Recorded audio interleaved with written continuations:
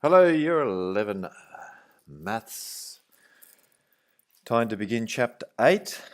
We're doing exponentials and logarithms, and today we're going to be revising indices, which we covered in year 9 and year 10.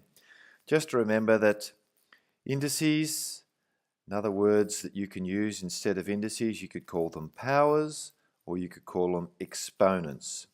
So we have, remember, indices or an index, powers or a power, exponents or exponentials.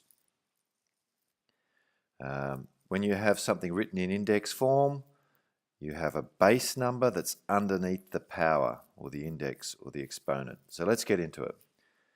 Just revising our laws. Our first 6 laws are the laws that we teach in year 9.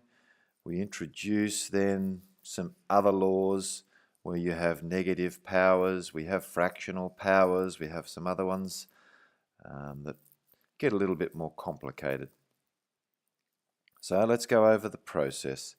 So first of all, when you are, for question 1 part A, when you are multiplying with indices, you plus the powers together.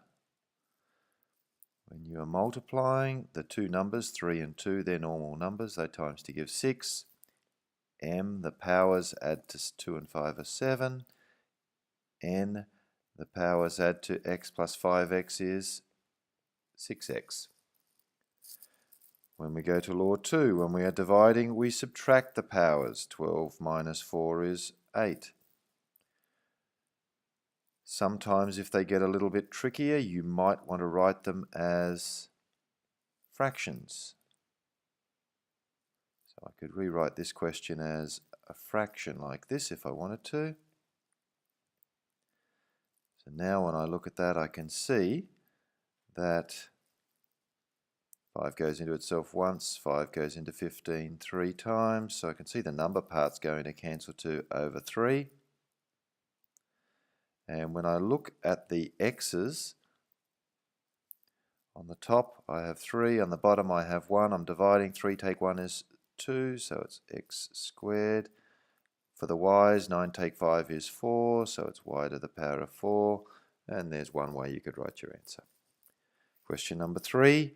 Anything to the power of 0 is 1, so this is really 3 times a to the power of 0 is 1, or just 3.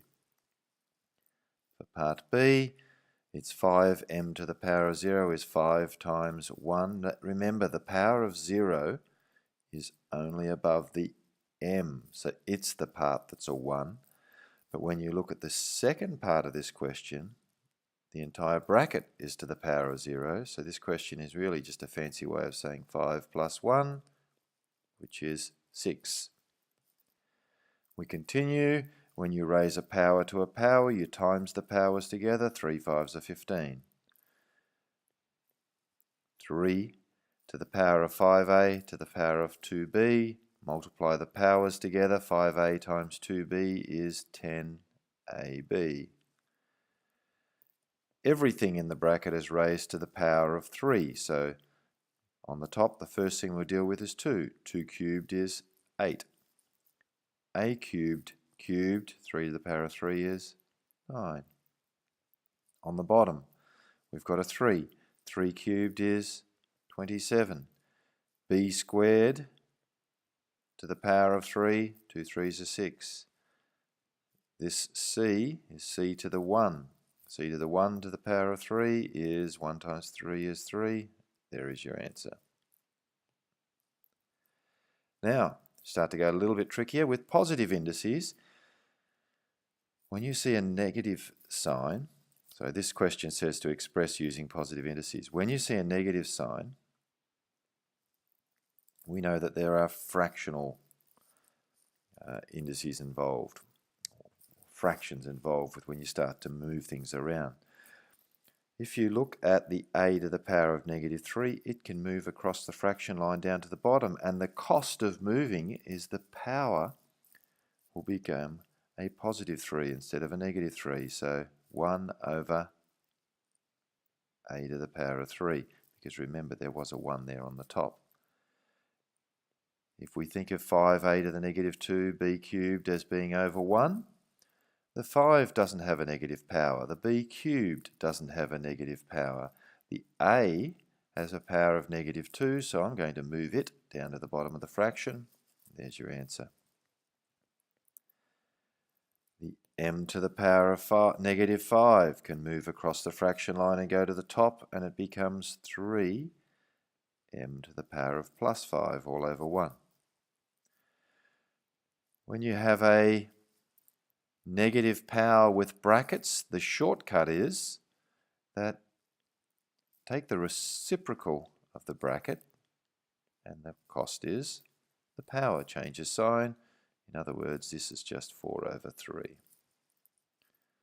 If we use this logic here, 1 over 4 is going to be turned upside down and become 4, and it becomes 4 to the power of plus 1, which is just 4. This will become m to the power of 8 over 2m cubed. I've taken the reciprocal of everything, so my new power is just 4. And so now, everything inside the bracket is going to be raised to the power of 4. So m to the power of 8 to the power of 4, power to a power, 8 times 4 is 32. On the bottom, 2 to the power of 4 we know is just 16. Actually, we will continue. M cubed to the power of 4 is m to the power of 12, and that will become, when you look at the powers, 32 take away 12, because you're dividing there, 32 take away 12 is 20. In hindsight, I probably would have been better looking at this part and saying that's equal to bracket over 2, m to the power of 8, m to the power of 3, 8 take 3 is 5. That's all to the power of 4, which becomes m to the power of 20 over 16. The same answer. It doesn't matter which way you do it. Let's continue to some more challenging questions now. Top of the first fraction becomes 3 times 2 is 6. Q has a 1 above it, 1 times 2 is 2. Over. The bottom doesn't change. Not yet. Times. The second fraction, everything in the fraction is cubed, so minus 3 times 3. 4 times 3. Now let's group together. Well, let's deal with the first fraction. So we're focusing on this fraction here. Let's tidy it up first. I know it's over 3. When I look at the powers of p, I'm dividing. P to the power of 6 divided by p to the power of negative 4. 6 minus 4 is 6 plus 4, so I get p to the power of 10. When I look at the powers of q, remember the q on the bottom has a 1, so it's 2 take 1, which is 1. And I'm not going to change anything here.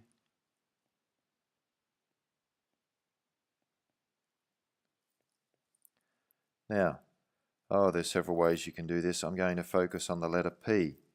If I look at the letter P, there's a P to the power of 10 times a P to the power of minus 9. When you're multiplying, you plus the powers. So if I plus the powers, 10 and minus 9 add to give 1. When I look at the letter Q, I have a Q to the power of 1 on the top and a Q to the power of 12 on the bottom. I could go 1 take 12 is minus 11, but if I look at it, I can see that there are 11 more Q's on the bottom than there are on the top. So I'm going to put it straight to the bottom, and there's a 3 on the bottom. There is your answer. For part B, part A has disappeared now. Part B, let's deal with the first bracket. Everything is cubed, so we got on the top of the fraction you got a 3, so 3 cubed is 27. M to the power of 4 3s are 12 over n squared. 2 times 3 becomes n to the power of 6, raising the power to the power. for the letter P. P to the negative 5 to the power of 3. Negative 5 times 3 is negative 15. I'm going to change the divided by sign to a times sign. Everything in the bracket is squared, but remember I'm turning it upside down because I've changed the divided to a times. So I'm looking at the bottom of the fraction. So I'm looking here, and that's going to be squared. So n, when you square it, becomes n squared. Now I'm looking at the 2. 2, when you square it, gives 4. M to the power of negative 3. When you square it, negative 3 times 2 is negative 6. P to the power of 2 times 2 is 4. Now let's go through and do a collection of terms. If I look at the letter M, there are my M terms. I've got an m to the power of 12 on the top, an m to the power of minus 6 on the bottom. I must be dividing. 12 minus 6 is 12 plus 6, which is m to the power of 18. I also notice when I look at the number parts, I've got a 27 and I've got a 4, and there's no number other than 1 that divides into 27 and 4, so 27 and 4 will remain in the answer. Let's now focus on the letter N. An N term there, an N term there. One's on the top, one's on the bottom, so we're dividing. 2 take 6 as minus 4. Got more n's on the bottom. I've actually got 4 more n's on the bottom than I have on the top, so n to the power of 4. When I look at the letter P, that's on the bottom of the fraction. That's a term on the bottom of the fraction. We are multiplying, so p to the power of 15, negative 15 times p to the power of 4. Add the powers, negative 15 and 4. Add to give negative 11. So I'm actually going to write that up the top as a positive 11, and there's your final answer. Let's go to question number 7 now. Now we're starting to enter a little bit of a world where we're wanting to be able to write things in power form or exponential form or index form. Now if I look at my two base numbers here, I have a base number of 16 and a base number of 64 for the two different parts. 16 can't be written by squaring it or cubing it or doing anything fancy as 64, or 64 is 4 times 4 times 4. I'm going to be looking at powers of 4 here, so I'm going to rewrite 64 as 4 cubed because 4 times 4 times 4 is 64. So that's a different way of writing 64 to the power of x. 16 I'm going to think of as 4 squared because 4 times 4 is 16. So that's 16 to the power of 3x take 6. Now, if I look at the left side here, I've got 4 to the power of 3 to the power of x, a power to a power. When you have a power to a power, you times them. Gives me 4 to the power of 3x. On the right side, I have 4 to the power of 2 being multiplied to this power here. So the 2 is going to multiply to each part of the power. So I'll get 4 to the power of 2 times 3x is 6x, 2 times minus 6 is minus 12. Once I've done that, I now have the same base. If you have the same base, we can ignore them because if 4 to the power of 3x equals 4 to the power of 6x take 2, that means 3x must equal 6x take 2. So I can go straight to that, and once I've done that, I've just got a regular equation to solve. I'm going to move the minus 12 over to the left and move the 3x over to the right by minusing 3x to both sides. Divide both sides by 3. 12 divided by 3 is 4, so x is 4. Let's try a similar concept with part B. Now I look at the two numbers involved that I can see clearly. I've got an 81 and I've got a 3. 81 is actually 3 times 3 times 3 times 3. It's 3 to the power of 4. So I'm going to rewrite the left-hand side as 3 to the power of negative 4. Because 3 to the power of 4 is 81.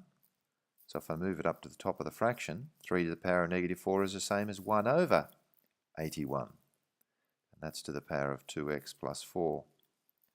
On the right side, I'm just going to leave it because it's already written as a power of 3. Now on this left side, I have a power to a power, which means minus 4 is going to be multiplied to each part of my second power. So I get 3 to the power of negative 4 times 2x is negative 8x. Negative 4 times 4 is negative 16.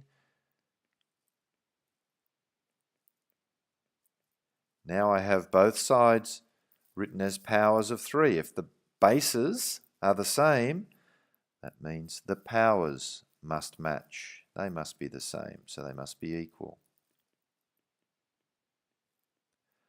I'm going to take the minus 12x and add 12x to both sides, and I'll take the minus 16 and I'll plus 16 to both sides. And if I do that, 12x added to minus 8x gives 4x.